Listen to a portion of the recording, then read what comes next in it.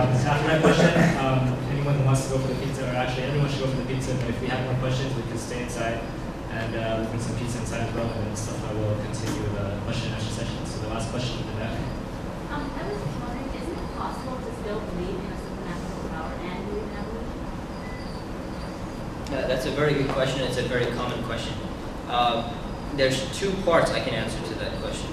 First is, can you believe in both? Technically, you can. You can believe in the theory of evolution, and you can believe in it. You can just say that it's actually God or the supernatural power that caused the evolution to take place. Now, the only problem with that, in terms of, I can speak for Islam only, is that the problem with that is that the atheist or the person who's going to reject that has equal room to have their own opinion as well. So one is not necessarily more rational than the other. Because if you can explain it through chance, or if you can explain it that it happened through natural causes, then why attribute it to supernatural causes? And that's what's called Occam's razor in philosophy. They say, give it the simplest explanation. So they say, why would you do that? So they say, okay, well, we want to give a supernatural explanation, and we're going to give the natural explanation, and everything's fine. But Islamically, that's not going to work. Because, like I said at the end, it says the truth will come and the falsehood will go away. Truth prevails over falsehood. So that's what it's saying, is that both of them cannot be equally rational. Why? Because, according to Islam, is that God will not judge us based upon something that's not going to be, what you could say, fair. Because religion, Islam, is supposed to be rational. Whether you believe it or not, we claim that it's rational. You don't need a leap of faith.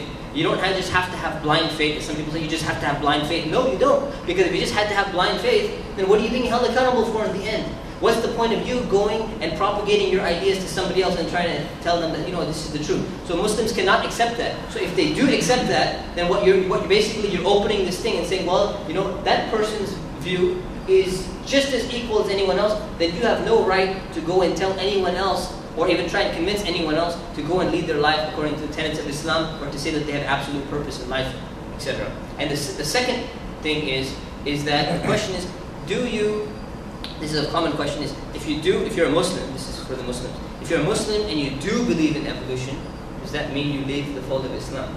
No, not necessarily.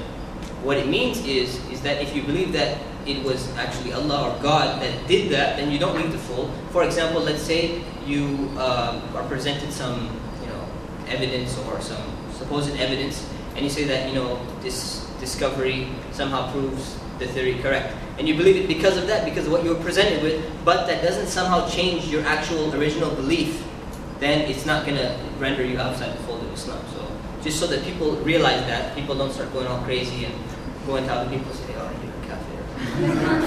That's important.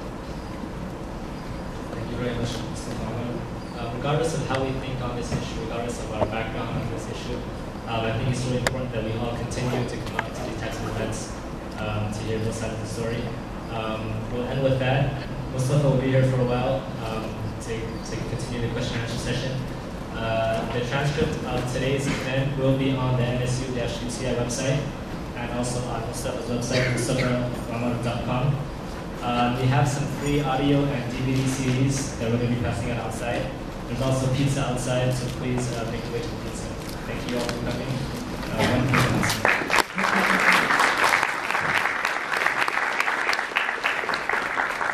Assalamu alaikum wa rahmatullahi wa barakatuh. We actually have two announcements. One announcement is we have a Kalima discount card.